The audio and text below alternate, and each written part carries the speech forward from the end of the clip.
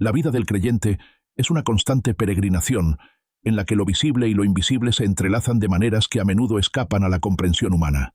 Creer en Cristo es aceptar una realidad que trasciende la materia, una realidad donde la luz de Dios se enfrenta perpetuamente a las tinieblas de las potestades espirituales de maldad en las regiones celestes. Efesios capítulo 6, versículo 12. Esta verdad, aunque fundamental, es frecuentemente relegada a un plano teórico, dejando al creyente vulnerable en la batalla diaria. En esta pugna cósmica, el Espíritu Santo, el Consolador prometido, Juan capítulo 14, versículo 26, no es solo una fuente de paz y poder, sino también el más formidable detector y revelador de las fuerzas ocultas que buscan minar la fe y la santidad del individuo. Su rol como agente de revelación es indispensable para una vida cristiana victoriosa y consciente de la realidad espiritual. Deja tu like, suscríbete y comparte.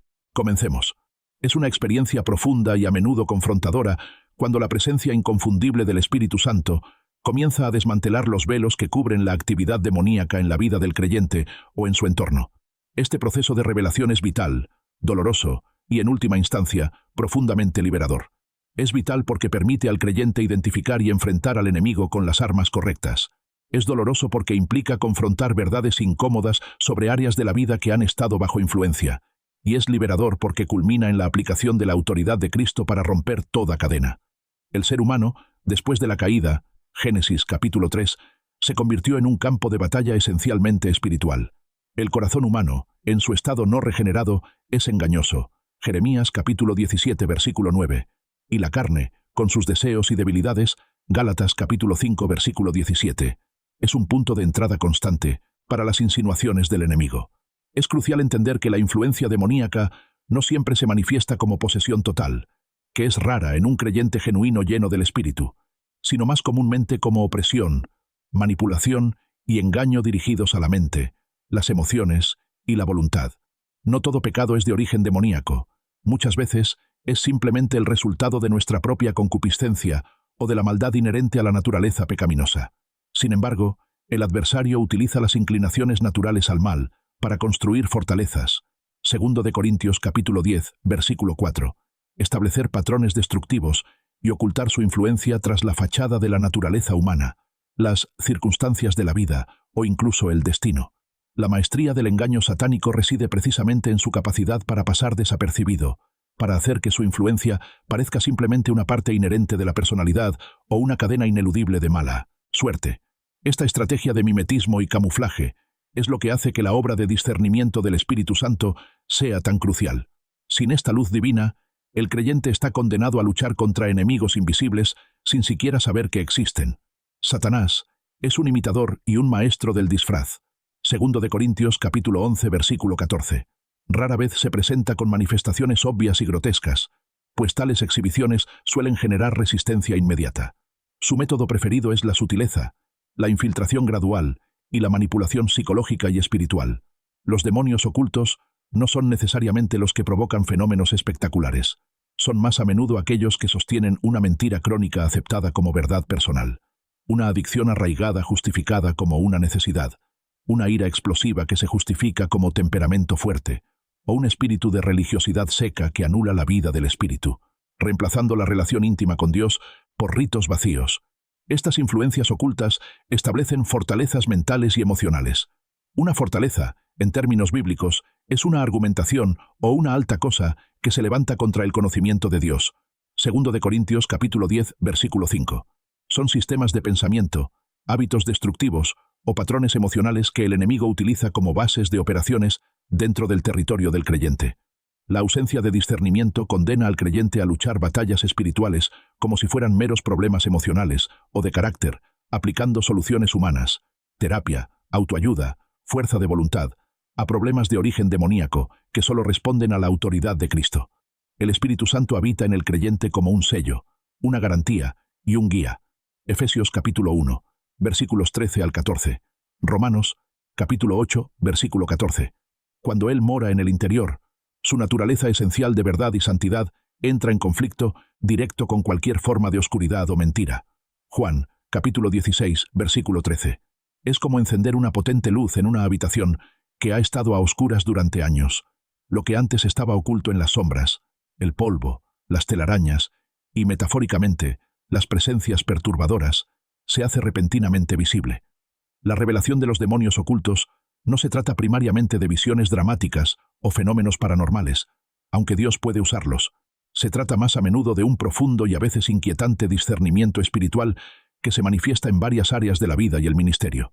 Esta luz no solo expone, sino que también localiza el punto de entrada y la estrategia específica del enemigo, permitiendo una oración de guerra precisa y efectiva. El Espíritu Santo utiliza diversos canales para manifestar la presencia y la actividad de lo demoníaco, todos centrados en la verdad, la convicción y el discernimiento sobrenatural. Una de las primeras y más significativas maneras en que el Espíritu Santo revela la presencia demoníaca es a través de la convicción. El Espíritu es el agente de convicción del pecado, la justicia y el juicio. Juan capítulo 16, versículo 8. Pero esta convicción va más allá de la simple conciencia de haber fallado a un estándar moral. En el contexto de la influencia oculta, la convicción que trae el Espíritu es a menudo una luz sobre el origen del pecado o del patrón destructivo. Una persona puede haber luchado durante años con una compulsión, un miedo irracional, un patrón de autodestrucción o una amargura implacable, atribuyéndolos a traumas pasados o defectos de carácter. Sin embargo, bajo la intensa luz del Espíritu, de repente se percibe un origen externo y hostil. La convicción se profundiza.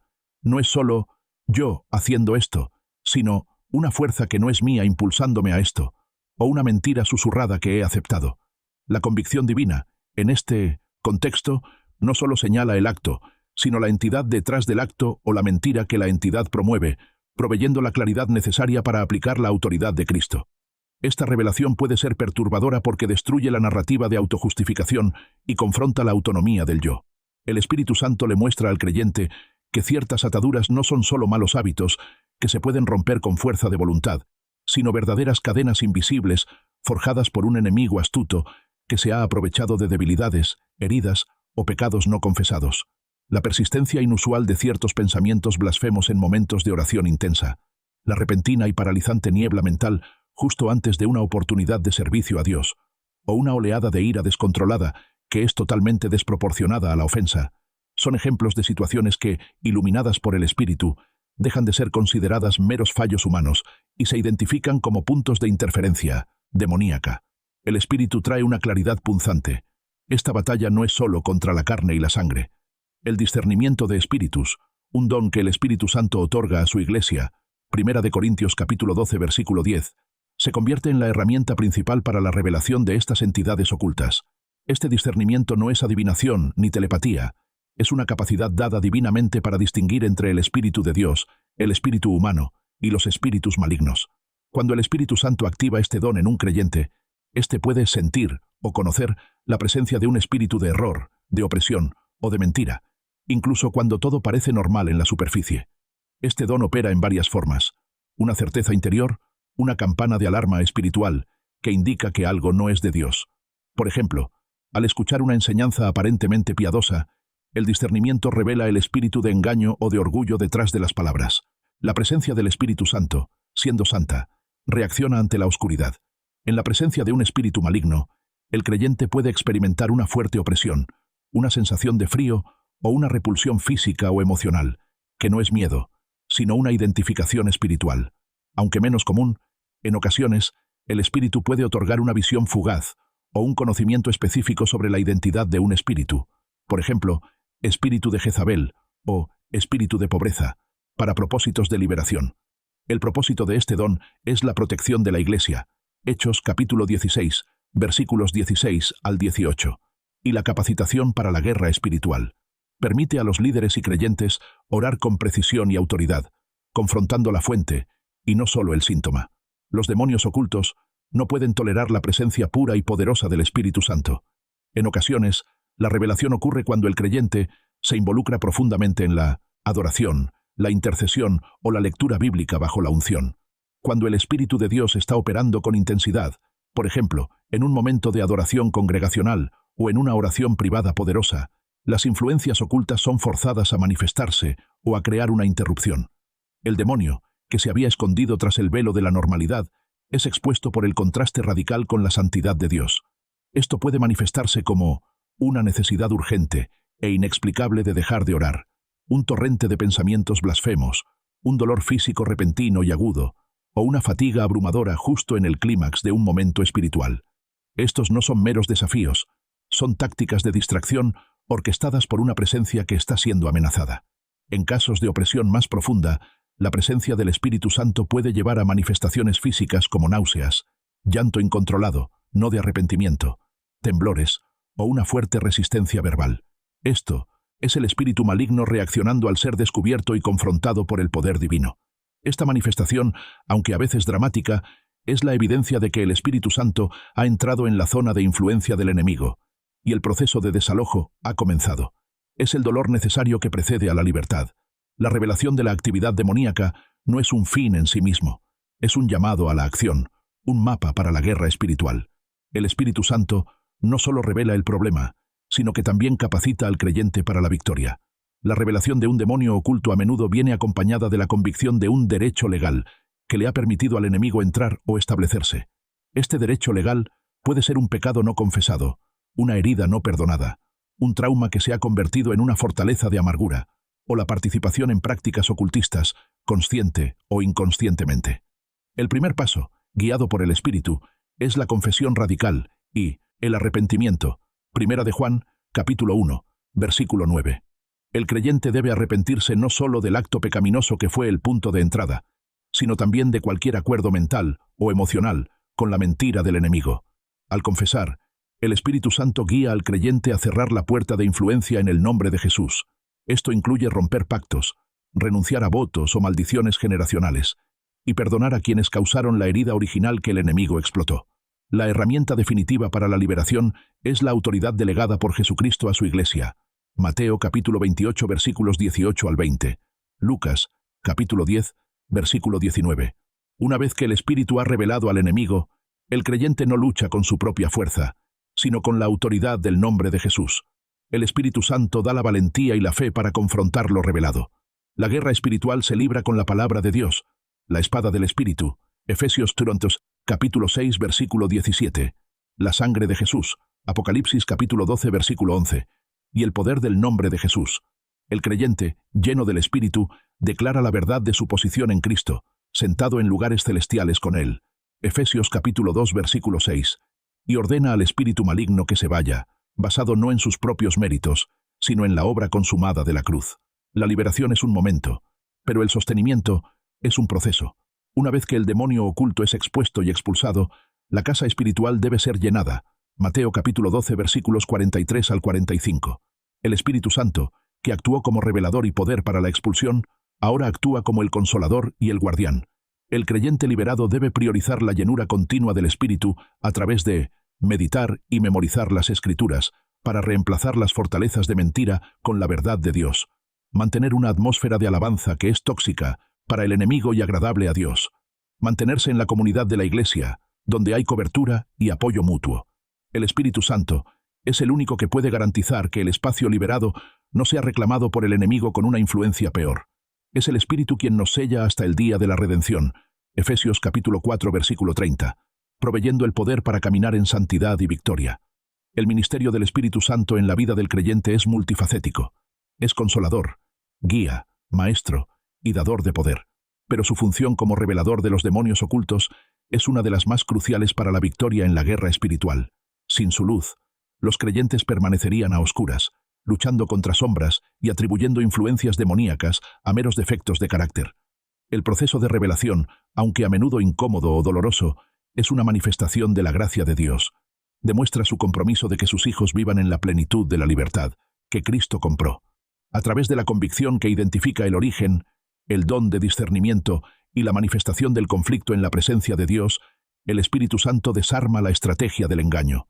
La respuesta del creyente debe ser la obediencia, la confesión y la aplicación audaz de la autoridad de Cristo, permitiendo que el Espíritu complete la obra, exponiendo la oscuridad y estableciendo la luz, la verdad y la victoria definitiva en cada área de la vida.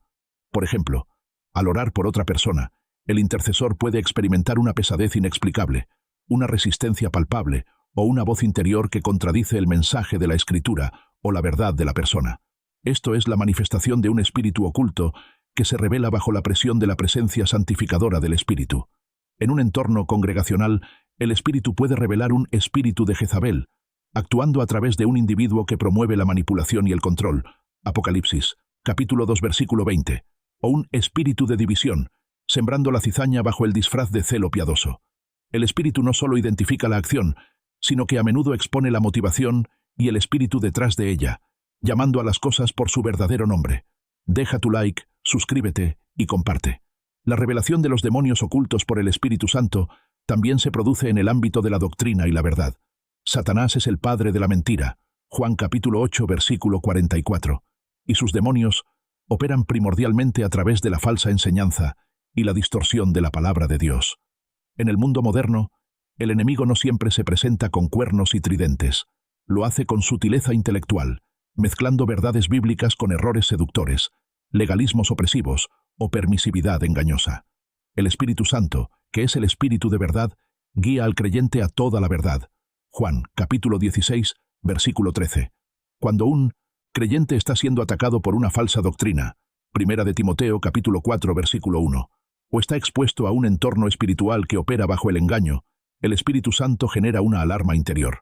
Puede manifestarse como una inquietud persistente al escuchar ciertos mensajes, una incapacidad para asimilar enseñanzas que parecen lógicas, pero que contradicen el testimonio interno de las Escrituras, o una repentina y clara comprensión de la manipulación detrás de una aparente piedad. Es la unción del Espíritu la que enseña todas las cosas, Primera de Juan capítulo 2, versículo 27, y la que permite al creyente discernir la voz del pastor de la voz del extraño. La revelación aquí es intelectual y espiritual. El Espíritu desmantela el argumento falaz y expone el espíritu demoníaco de error que lo sustenta. Otro terreno crucial de revelación es el de la liberación personal. Cuando una persona se entrega a Cristo, el Espíritu Santo viene a morar en ella. Esto no significa automáticamente que todas las puertas que el individuo abrió al enemigo antes de la conversión, o que le fueron abiertas por generaciones anteriores, se cierren de golpe sin un acto de fe y obediencia. A menudo, el Espíritu Santo lleva al creyente a un proceso de santificación progresiva, 2 de Corintios, capítulo 3, versículo 18, en el que confronta áreas específicas de la vida donde el enemigo todavía tiene un derecho legal o un punto de apoyo. En los momentos de profunda comunión y búsqueda, el Espíritu Santo ejerce una de sus funciones más cruciales y a menudo sorprendentes, la de traer a la memoria verdades y ataduras ocultas. Este proceso de revelación no es un ejercicio de culpa, sino el despliegue de una estrategia de liberación diseñada por Dios. El Espíritu Santo, como consolador y maestro, puede iluminar pecados específicos que han sido barridos bajo la alfombra, o juramentos hechos a la ligera en momentos de dolor o rabia, los cuales actúan como anzuelos para la opresión demoníaca. De igual manera, puede señalar objetos con vínculos ocultistas introducidos en el hogar inadvertidamente, o exponer la raíz amarga de pecados generacionales, aquellos patrones destructivos transmitidos de padres a hijos, que necesitan ser confesados y renunciados de manera explícita para romper su poder legal. La modalidad de esta revelación es variada y profundamente personal. Puede venir a través de un sueño profético, vívido y simbólico, que comunica la naturaleza de la opresión. Podría ser una palabra de conocimiento que irrumpe en la mente durante la oración, dándole al creyente un diagnóstico espiritual preciso. O, de forma más común, puede ser la guía directa e inconfundible al leer un pasaje de la Escritura que de repente salta con una relevancia inusual, como si el texto hubiera sido escrito para ese momento específico. Por ejemplo, el Espíritu podría guiar a una persona a Génesis capítulo 31, la historia de Raquel robando los ídolos de su padre, y de repente esa persona entendería que un patrón de robo, celos o idolatría sutil en su propia vida está vinculado a una maldición o a una atadura generacional que debe ser rota y desactivada en el nombre de Jesús. La revelación no es un fin en sí misma, no es solo para conocer el problema, sino para recibir la estrategia divina de liberación y victoria. El conocimiento del problema es el mapa, la estrategia es la ruta para salir de la trampa. La obra del Espíritu Santo, al exponer la actividad demoníaca oculta, conlleva implicaciones prácticas ineludibles para la vida del creyente, transformando la percepción de la lucha espiritual. Es fundamental entender que este proceso de revelación por parte del Espíritu Santo es, inherentemente, un camino de humildad. La naturaleza humana caída, la carne, tiene una tendencia innata al orgullo, buscando la autojustificación, la autoexaltación y la negación de la culpa. Los demonios, astutamente, explotan esta raíz de orgullo para mantener sus fortalezas ocultas. El Espíritu Santo, en su obra de exposición, no solo revela la actividad del enemigo, sino que también expone la debilidad, y lo que es más difícil de aceptar, la complicidad humana en la apertura de esas puertas espirituales. Es la admisión honesta de nuestra parte en la ecuación, ya sea por ignorancia, negligencia o pecado directo. La revelación de un demonio oculto nunca, bajo ninguna circunstancia, debe llevar al creyente a la sensación paralizante de ser una víctima pasiva, indefensa e incapaz de resistir. Por el contrario, la verdad expuesta exige una responsabilidad activa de usar la autoridad dada en Cristo. Lucas capítulo 10 versículo 19. He aquí os doy potestad de hollar serpientes y escorpiones, y sobre toda fuerza del enemigo, y nada os dañará. Para cerrar esa puerta, arrepentirse y resistir. El Espíritu revela la oscuridad precisamente para que la luz de Cristo sea aplicada como un agente de desinfección y reconstrucción. Si el demonio del miedo es revelado, la acción requerida no es solo el exorcismo, sino la fe activa y la confianza inquebrantable en Dios, que disipa la niebla del terror. Si el demonio de la envidia o la crítica es expuesto, la respuesta es un arrepentimiento radical, seguido por la práctica activa del amor, la paz y la benignidad, que son el fruto del Espíritu. Gálatas capítulo 5 versículos 22 al 23. La revelación es la señal de partida para la acción de fe. La manifestación más intensa y discernible de la revelación de demonios ocultos ocurre en el contexto de la guerra espiritual directa y el ministerio de liberación. Aquí, la autoridad del Espíritu se ejerce de forma poderosa a través de los dones espirituales, como la palabra de conocimiento y el discernimiento de espíritus, y el poder delegado a la Iglesia. Cuando un creyente ora con autoridad o un ministro ejerce el don de liberación, el Espíritu Santo es quien trae la manifestación, forzando al enemigo a salir de su escondite.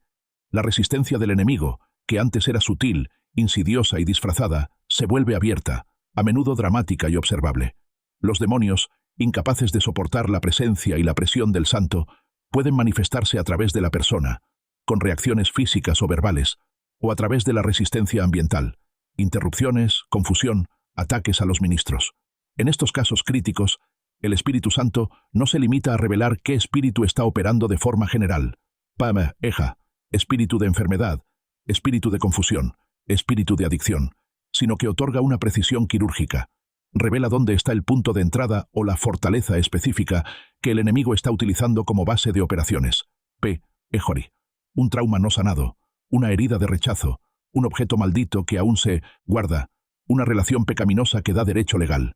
Esta precisión en la inteligencia espiritual, que es un don directo del Espíritu Santo, es lo que permite a los ministros de liberación orar de manera eficaz, dirigida y con autoridad, en lugar de gastar energía orando a ciegas o atacando síntomas en lugar de la raíz.